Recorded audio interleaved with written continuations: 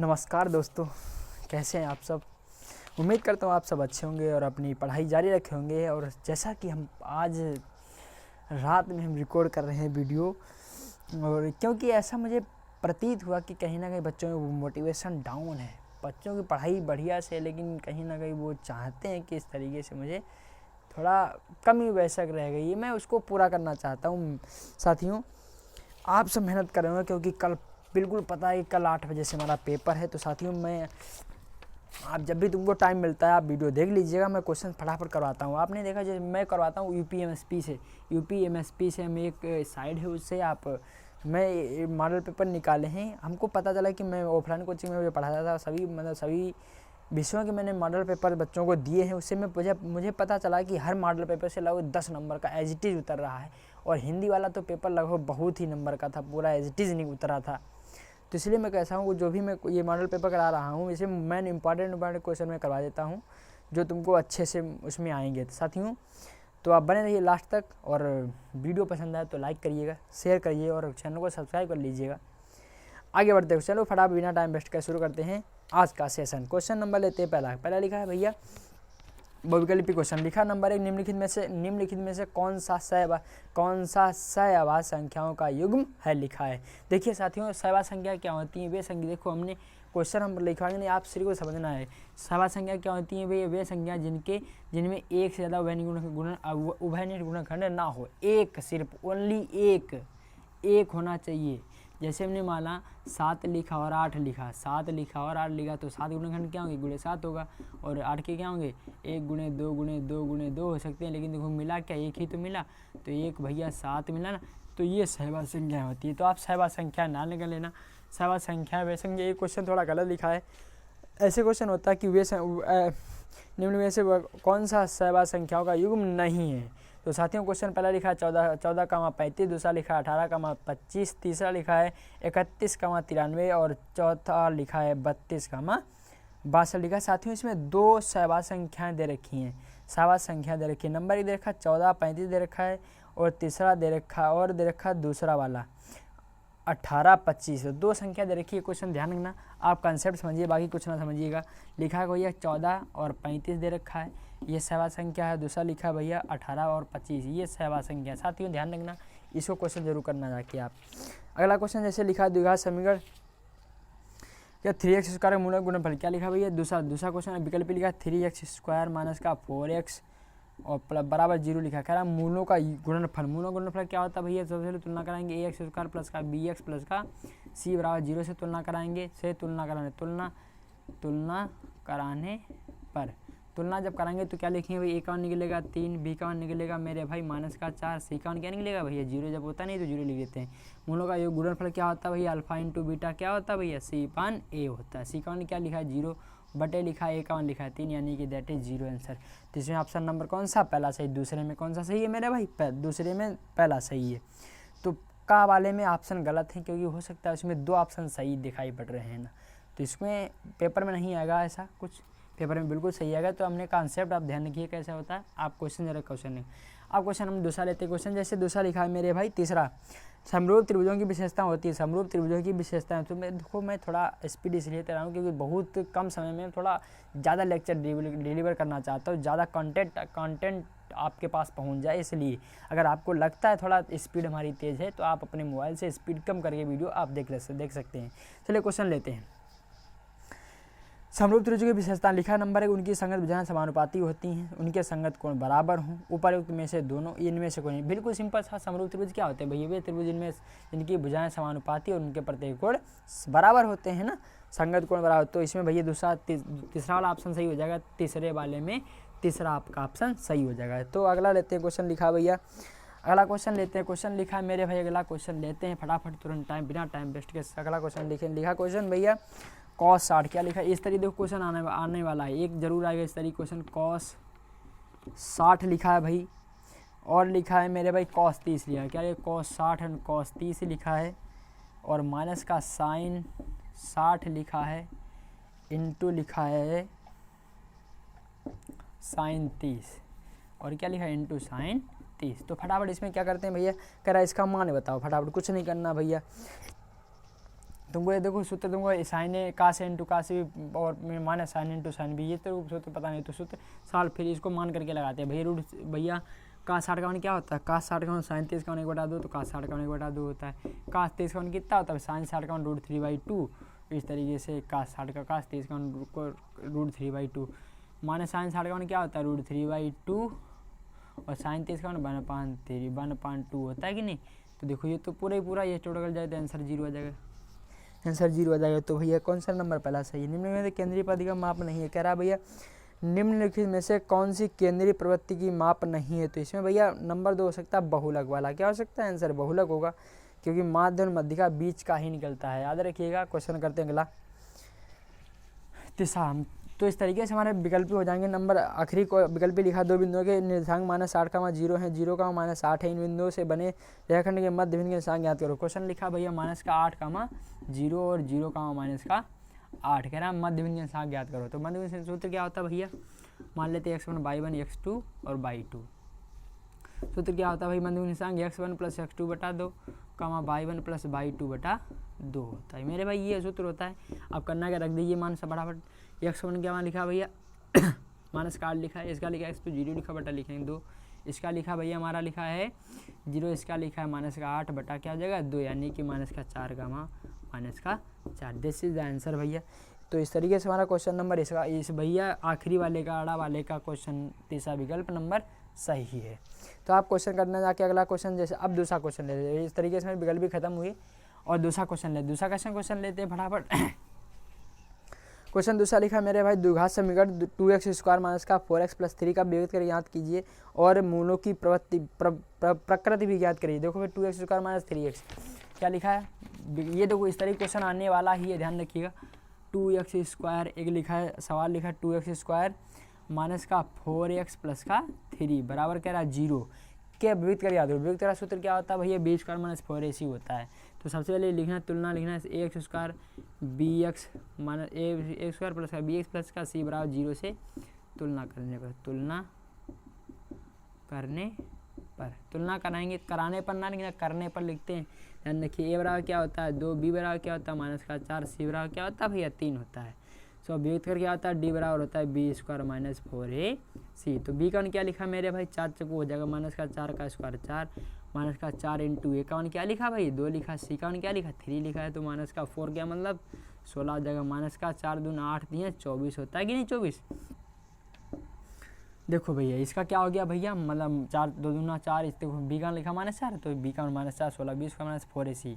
B का लिखा भैया हमारा 16 लिख दिया, मतलब 4 का स्क्वायर 16 हो जाएगा भैया। 4 लिखा, ए का लिखा था 2 लिख दिया, सी का लिखा 3 लिख दिया, 4 दूना 8 8 दिए 24 होता है। तो मतलब 16 में से 24 के भैया क्या लिखा है, तो इसका आंसर तुमको दिखाई पड़ता है। इसका आंसर आ गया भैया माइनस का, हमारा माइनस में आ गया। तो इसका लिखना मूल काल्पनिक है। मूल क्या है, काल्पनिक है। मूल कैसे हैं, काल्पनिक है। इसमें कोई हल नहीं होता सवाल के समय का।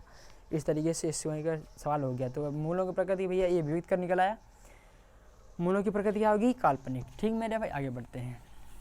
इस तरीके क्वेश्चन आने वाला है, ध्यान रखिएगा, आप क्वेश्चन जरूर लगाना। अगला क्वेश्चन लिखा भैया 15 काटे बराबर 8 हो तो साइन ए। देखो हमारे पास ये पेपर पूरा का पूरा है, इस तरीके से पेपर हमारे पास है। मैं इसको सॉल्व करा रहा हूँ, मैंने इसका भैया पेंटर से निकाला था। ये पूरा का पूरा जो मैं इंपॉर्टेंट क्वेश्चन में करवा देता हूँ, और इसको ही करके देखिए, बिल्कुल आप कल पेपर देखेंगे तो पता चलेगा आपको एज इट इज़ पूरा का पूरा पेपर आ रहा है। इस तरीके से पूरा का पेपर तो पूरा नहीं मान सकते हैं आने में, लेकिन इस तरीके से क्वेश्चन बहुत ही मिलेंगे, या तो यही मिलेंगे या तो इस तरीके के क्वेश्चन मिलेंगे। साथियों बिल्कुल करके जाना।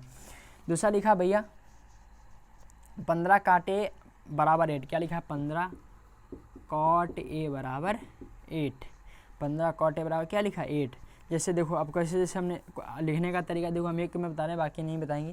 जैसे लिखा दूसरे का हम खा कर लगाएं, लिखना भैया आप लिखना उत्तर नंबर लिखो, आप कॉपी में लिखना उत्तर नंबर दूसरे का खा, ये इस तरीके से लिखना। और यहाँ सोल्यूशन डालना, सॉल्यूशन डाल लेना। या तो आप यहाँ पर लिखना उत्तर नंबर नहीं सॉल्यूशन नंबर डाल सकते हैं, क्योंकि सॉल्यूशन कर सकते हैं। सॉल्यूशन नंबर 2 का खा, ठीक इस तरीके से आप डाल सकते हैं, जो भी मर्जी आप डाल लीजिए। लेकिन ध्यान रखना जैसे हमने यहाँ पे उत्तर नंबर 2 का खा, सोल्यूशन डाल लेना। आप क्वेश्चन करते हैं हम लोग सोल्यूशन की। क्या लिखा भैया, 15 cot A बराबर 8, 15 cot A बराबर 15 cot A बराबर 8 लिखा है। तो कह रहा है साइन ए और सेक ए का मान ज्ञात करो। साइन ए और सेक ए मतलब साइन ए का मान निकालना है और सेक ए का मान निकालना है, अलग अलग निकालना। तो भैया आपको पता है कैसे क्वेश्चन करते हैं हम लोग। भाई सबसे पहले cot A इसको 8/15 कर सकते हैं कि नहीं कर सकते, बिल्कुल कर सकते हैं। अब भैया cot 8 15 निकला, क्या निकला 8 15 निकला। फटाफट क्या करना, अब तुमको साइन निकालना है, सेक निकालना है। सेक निकालने के लिए भैया सबसे पहले अब इसको तुम्हें पता होना चाहिए सूत्र क्या होता है भैया। cot बराबर क्या होता है, सबसे बताओ cot बराबर क्या होता है मेरे भाई। cot बराबर क्या होता है, लंब बराबर होता है, मतलब 10 का उल्टा होता है। तुमको भी ये पता है ना सूत्र, ये लाल बटा का पता है ना, ये वाला मतलब लंब 10 बराबर क्या, लंब बटे आधार। तो cot बराबर क्या, आधार बटे लंब। cot बराबर हो जाएगा मेरे भाई आधार बटा लंब हो जाएगा, आधार बटा लंब हो जाएगा, आधार बटा लंब cot बराबर, यानी कि आधार लिखा है हमारा भैया 8, 15 लिखा है ये, तो हमें निकालना ये। लंब का निकालने के लिए क्या करेंगे भाई, इसको मान लेंगे ABC मान सकते हैं हम लोग भैया। अगर तुमको निकालना है BC का मान क्या निकलेगा भैया मेरे, BC स्क्वायर लिख सकते हैं AC का स्क्वायर माइनस AB का स्क्वायर। यहाँ पर ना पाइथागोरस लिखना इन ट्रायंगल ABC में BC स्क्वायर अंडर रूट कर देंगे इधर भैया। AC1 क्या लिखा भैया, 15 का 225 हो जाएगा, 8 से 64 होता है ना भाई। तो BC क्या बचेगा भैया हमारा, घटाएंगे तो क्या बचेगा भैया, यहाँ बचेगा भैया हमारा 125 से बचा 1 और 22 में से 6 गए बचेगा भैया हमारा 18। 22 में से 6 गए नहीं सॉरी 22 में से 6 गए बचेंगे हमारे 22 में 6 गए बचेंगे 16, 161 बचेंगे ना मेरे भाई, 161 ही तो बचेंगे ना, बिल्कुल 161 बचेंगे। 161 देखो तुमको अब पता नहीं, जब तुमको देखो साथियों पता ना हो बिल्कुल के जैसे मतलब ये नहीं अब पता रह गया क्वेश्चन क्या होगा भैया। सॉरी भैया क्वेश्चन थोड़ा गड़बड़ हुआ है, आप ध्यान माफ़ कीजिएगा, क्वेश्चन थोड़ा गड़बड़ क्योंकि भैया तुमको पता है आधार नहीं लंब होता है। 10 क्या होता है, लंब बटा मतलब आल होता है ना, बटे का होता है का है ना, मतलब आधार बटा लंब होता है, दैट इज आधार बटा लंब, आधार बटा लंब ये होगा। सॉरी आप ध्यान रखिएगा, गलत हो गया थोड़ा, माफ़ी चाहूँगा। चलिए क्वेश्चन देख लेते हैं भैया क्या लिखी। आप लोग मैं थोड़ा यहाँ पे जल्दी कराओ, आप थोड़ा आपके पास टाइम हुआ तो इसलिए थोड़ा रुक के बढ़िया से लगाना। मैं सिर्फ यहाँ पे आपका रिवीजन, आप यहाँ पे सवाल बताने के नहीं आ रहा हूँ आपको, कि हम सिर्फ एक बार आपको दिखाना चाहता हूँ कि इस तरीके से सवाल लगेंगे, और आपको अगर भूले बिसरे हो तो आप पता कर लो इसको कैसे सवाल लगेगा। तो इसी क्या निकलेगा भैया, इसी रहा BC का स्क्वायर प्लस का AB का। एक सवाल इस तरीके मिलने वाला है, आप ध्यान करके जाइएगा साथियों। BC का मान क्या लिखा, 15 का मान 225 होता है भैया, 225 होता है, प्लस का 64 हो जाएगा 8 का स्क्वायर। इसका मतलब क्या निकलेगा भैया, 9 4 9 होता है, 6 2 8 होता है, 2 बचेगा, 289 होता है मेरे भाई 17 का वर्ग, यानी कि ये निकला कितना भैया 17। तो मैं निकालना था किसका, साइन का। साइन ए बराबर क्या होगा निकलेगा भैया बताओ, साइन ए क्या निकलेगा, ध्यान रखना मेरे भाई, इतना ध्यान रखना कि यहाँ पे ये cot A है, यहाँ पे देखो साइन A और A ही होना चाहिए, B कर दिया अगर उसमें देखना B ही तो नहीं है, अरे B हुआ तो चेंजिंग बहुत हो जाएगी, ध्यान रखिएगा साथियों। यहाँ पे A ही है तो हमें दिक्कत नहीं होगी। साइन बराबर क्या होता है, साइन A बराबर लंब बटा कर्ण, लंब बटा कर्ण दैट इज सॉरी लंब बटा कर्ण 15/17, ये आंसर होगा भैया। साइन ए का मान हो जाएगा ना। इस तरीके से सेक का मान पूछ रहा है भैया, सेक का मान सेक बराबर क्या होता है भैया, सेक का आधार का उल्टा कॉस का, कॉस बराबर क्या होता है, आधार बटा लंब, आधार बटा लंब। आधार मतलब देखा है भैया हमारा आधार बटा लंब मतलब कि 8/9 तो 17 कितना हो जाएगा भाई, 17/8 हो जाएगा सेक का मान। भैया ये आंसर होगा, बिल्कुल सिंपल सा, आप नोट कर लीजिएगा। क्वेश्चन बहुत ही सुंदर सवाल है, ये क्वेश्चन बहुत जल्दी हो जाएंगे भैया, बिल्कुल सिंपल सा, आपको समझ आना चाहिए। और सवाल लगाते हैं आगे। लिखा है दो समरूप त्रिभुजों का क्षेत्रफल भैया तय लिखा है 289 वर्ग, इसके संगत भुजाओं के अनुपात ज्ञात करो। तुमको पता है भैया, तुमको पता है ये एरिया, और हम लोग प्रमेय करी थी मतलब आपको अपने करी होगी। क्षेत्रफल और भुजाओं में संबंध क्या होता है भैया, त्रिभुज के क्षेत्रफल लिखना, एरिया ऐसे लिखे सूत्र होता है। एरिया जैसे हमने हमारे त्रिभुज का पहले त्रिभुज से ऐसे कुछ भी लिख लो आप, एरिया ऑफ त्रिभुज। जैसे दो त्रिभुज हमारे इस तरीके दो त्रिभुज हैं हमारे, ऐसे दो समरूप त्रिभुज AB और C, PQ और R लिखे, ये दो हमारे हम मान लेते त्रिभुज हैं। तो उससे क्या होता है, एरिया ऑफ ट्रायंगल ABC बटा एरिया ऑफ ट्रायंगल PQR बराबर क्या होता है भैया, हमारा आंसर होता है मेरे भाई भुजाओं का वर्ग होता है, मतलब कि संगत भुजाओं का वर्ग होता है। जैसे लिखा है AB बटा PQ हो जाएगा, इसका होगा स्क्वायर। ठीक है भैया, तो इसका फटाफट देख लेते। एरिया दे रखा है मेरे भाई, जैसे मान लेते एरिया दे रखा हमारा 121, क्या दे रखा पहले का दे रखा है एरिया 121 देखते, दूसरा दे रखा भाई 169, 289 दे रखा है, दूसरे का दे रखा 289,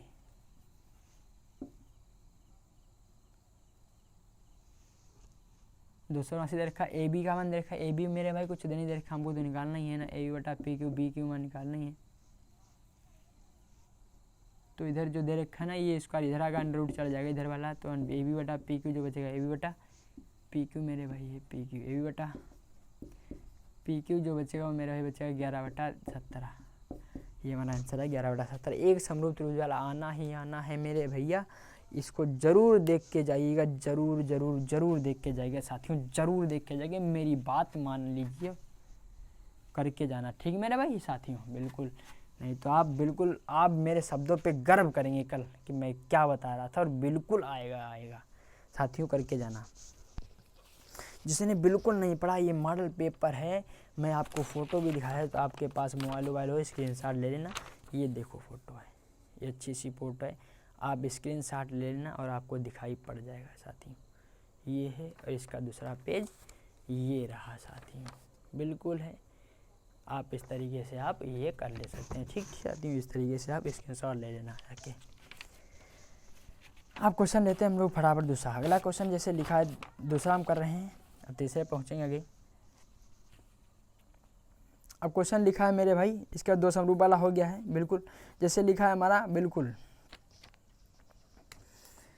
तीसरा। जैसे तीसरा क्वेश्चन लिखा है, तीसरा जैसे √3 क्या लिखा है, √3 एक अपरिमेय संख्या सिद्ध करो, अपरिमेय संख्या है, ये सिद्ध करना है। ठीक है, प्रूव करना है कि prove that the √3 is a irrational number. से भैया क्या करते हैं, इसको सॉल्व करते हैं, कैसे लगाते हैं, हमने एक बार बताया भी था कैसे करेंगे। बिल्कुल देखिए, सबसे पहले अगर ये अपरिमेय संख्या कह रहा है सिद्ध करो, तो इसको लिखना माना √3 एक परिमेय संख्या, एक परिमेय संख्या,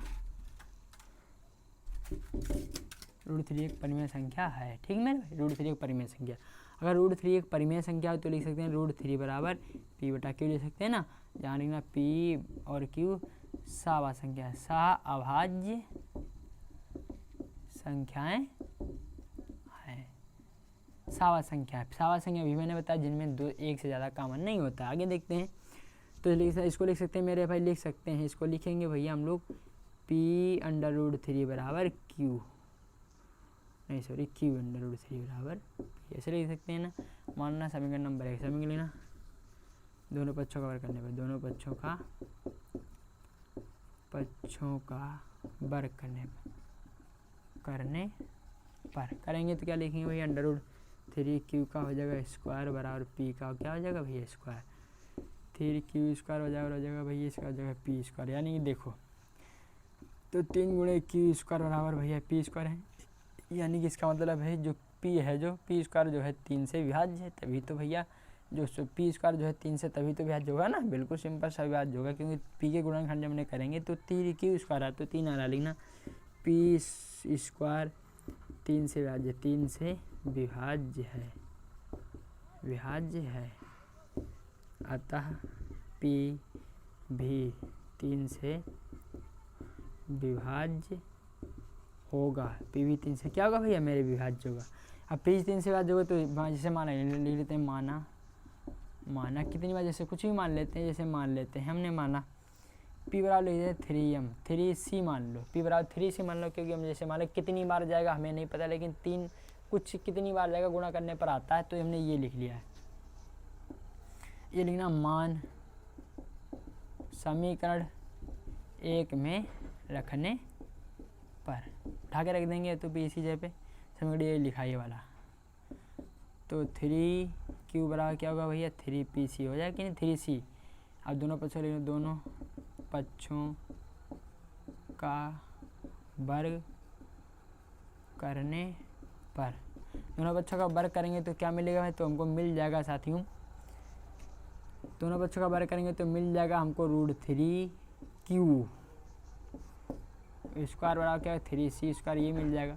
तो इसको 3 मिलेंगे, 3 क्यू स्क्वायर बन जाएगा, ये इधर हो जाएगा 3 3 जा 9 सी स्क्वायर। ठीक, साथ में 3 से 3 काट देंगे तो क्या बचेगा भैया, क्यू स्क्वायर बराबर 3 सी स्क्वायर बचेगा कि नहीं, 3 सी स्क्वायर। इसका मतलब ये है कि अभी देखो इधर क्या प्राप्त हुआ था, पी बराबर 3 क्यू स्क्वायर प्राप्त हुआ था, इधर हमारा प्राप्त हुआ क्यू स्क्वायर बराबर 3 सी स्क्वायर। तो इसका मतलब है क्यू स्क्वायर 3 से विभाज्य, 3 से विभाज्य,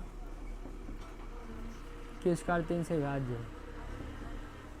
विभाज्य है, अतः तब क्यू भी 3 से विभाज्य होगा। देखो 3 से विभाज्य होगा तो लिखना अतः पी व क्यू सहभाज्य संख्या नहीं होंगी, अभाज्य संख्याएं नहीं होंगी, अतः √3 एक अपरिमेय संख्या है, अपरिमेय संख्या है। ठीक भैया, इतना करना पड़ेगा साथियों, जल्दी नोट कर लो, जल्दी से नोट करो, ज़्यादा टाइम ना लगे, फटाफट नोट कर लो, जल्दी नोट करो, जल्दी से जल्दी नोट करो, फटाफट जल्दी नोट करो सवाल।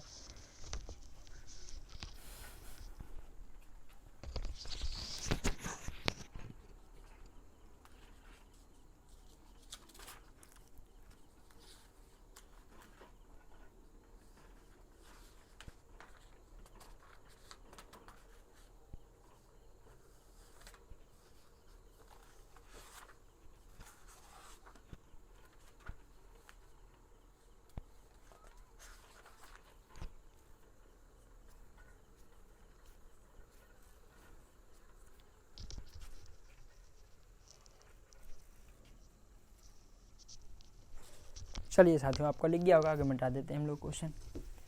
साथियों अभी देखा तुम लोगों ने, अगला क्वेश्चन लेते हैं। क्वेश्चन लिखा गया मेरे भाई साथियों, लिखा गया क्वेश्चन, फटाफट लेते हैं। क्वेश्चन लिखा 51 ज्ञात कीजिए भैया, 3x से ये लिखा है, इतना लिखा है, अपरिमित रूप से अनेक हल होंगे, अपरिमित रूप से अनेक हल होंगे। क्वेश्चन करा कितने अनेक हल होंगे, अनेक हल होंगे। देखो इस क्वेश्चन, चलो देखो ऊपर अभी क्वेश्चन छूटा था, क्या लिखा भाई, माना मानता लिखा, माध्य ऊपर वाला छूट गया था, लिखा था भैया माध्य बराबर लिखा है, भैया माध्य बराबर लिखा है 16 लिखा है, बहुलक जो लिखा है मेरे भाई 13 लिखा है, तो मध्य ज्ञात करना है। ये सूत्र तुमको पता, सूत्र क्या होता है, मेरे सूत्र पता है आपको भैया, सूत्र क्या होता है, बहुलक बराबर 3 गुणे मध्य का माइनस 2 गुणे माध्य, 2 गुणे माध्य होता है। तो 3 गुणे मध्य का कितना लिखा है, मध्य का तो निकालनी ही हमको, तो बहुलक दे रखा भैया 13, 3 गुणे मध्यिका को मान लेते हैं हम, माइनस का 2 गुणे माध्य को, माध्य दे रखा हमारा 16, तो 13 बराबर क्या होगा 3m, 16 दूना 32 है, कितना होता है मेरे भाई साथियों, 32 होता है, 16 दूना 32 होता है कि नहीं।